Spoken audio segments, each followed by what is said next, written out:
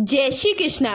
क्यों अधूरी है पुरी के जगन्नाथ की प्रतिमा? पढ़ें पौराणिक कथा। पुरी का जगन्नाथ मंदिर सारी दुनिया में प्रसिद्ध है। इस प्रसिद्ध मंदिर से जुड़ी हुई कई कथाएं भी अत्यधिक लोकप्रिय हैं। आइए जानते हैं पुरी के जगन्नाथ मंदिर की सबसे प्रचलित कथा। एक बार माता यशोदा, देवकी जी और उनकी बहन सुभद्रा वृंदावन से द्वारिका आई। उनके साथ मौजूद रानियों ने उनसे निवेदन किया कि वे उन्हें श्री कृष्ण की बाल लीलाओं के बारे में बताएं। इस बात पर माता यशोदा और देवकी उन रानियों को लीलाएं सुनाने के लिए राजी हो गईं।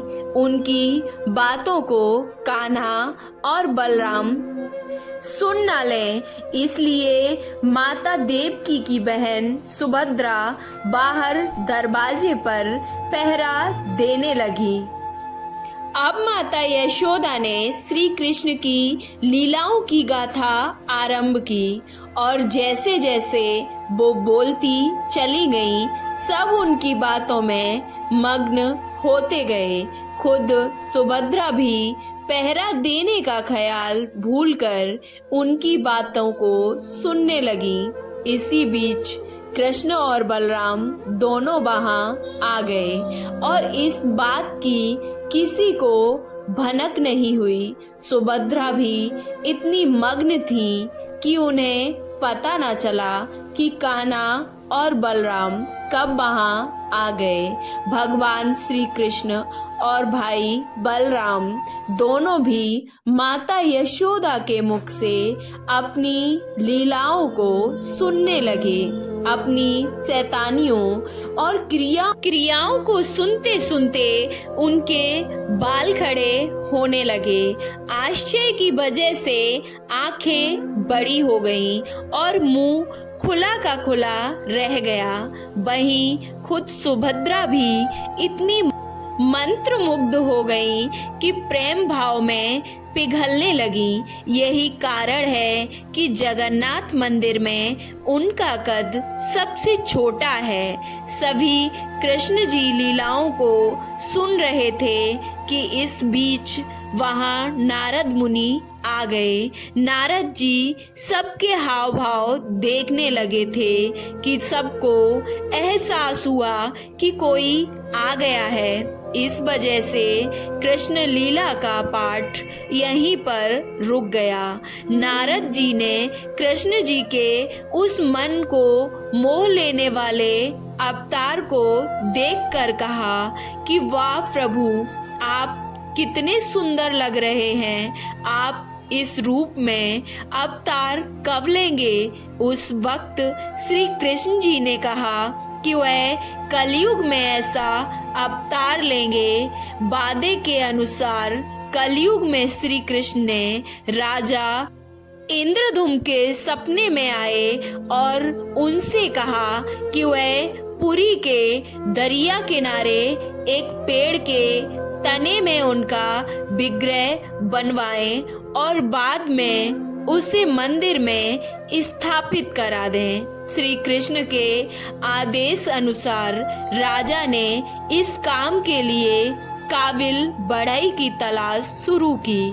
कुछ दिनों में एक बूढ़ा ब्राह्मण उन्हें मिला और इस विग्रह को बनाने की इच्छा जाहिर की। लेकिन इस ब्राह्मण ने राजा के सामने एक शर्त रखी थी। वह इस विग्रह को बंद कमरे में ही बनाएगा और उसके काम करते समय कोई भी कमरे का दरवाजा नहीं खोलेगा, नहीं तो वह काम अधूरा छोड़कर वहां से चला जाएगा। राजा ने उसकी शर्त को मान लिया। शुरुआत में काम की आवाज आई, लेकिन कुछ दिनों बाद उस कमरे से आवाज आना भी बंद हो गई। राजा सोच में पड़ गया कि वह दरवाजा खोलकर एक बार देखें या नहीं। कहीं उस बूढ़े ब्राह्मण को कुछ हो न गया हो। इस चिंता में राजा ने एक दिन उस कमरे का दरवाजा खोल दिया। दरवाजा खुलते ही उसे सामने अधूरा विग्रह मिला और ब्राह्मण वहां से गायब था। तब उसे एहसास हुआ कि ब्राह्मण और कोई नहीं बल्कि खुद विश्वकर्मा थे। शर्त के खिलाफ जाकर दरवाजा खोलने से वह चले गए। उस वक्त नारद मुनि पधारे और उन्होंने राजा से कहा कि जिस प्रकार भगवान ने सपने में आकर इस विग्रह को बनाने की बात कही थी, ठीक उसी प्रकार इसे अधूरा रखने के लिए भी द्वार खुलवा लिया। राजा ने उन अधूरी मूर्तों को ही मंदिर में स्थापित करा दिया। यही कारण है कि जगन्नाथपुरी के मंदिर में कोई पत्थर फिर या धातु की मूर्ति नहीं, बल्कि पेड़ के तने को इस्तेमाल करके बनाई गई मूर्त की पूजा की जाती है। इस मंदिर के गर्भगृह में श्री कृष्ण, सुभद्रा और बलराम की मूर्ति आज भी विराजमान है।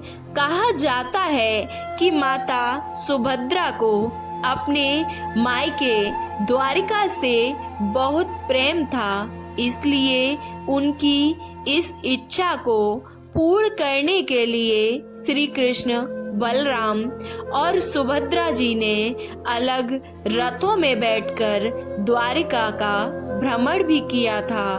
तब से आज तक पुरी में हर वर्ष रथ यात्रा निकाली जाती है। आपको ये जगन्नाथ भगवान की कथा कैसी लगी?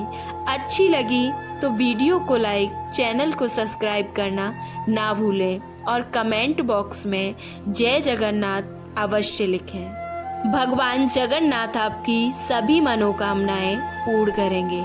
जय जगन्नाथ।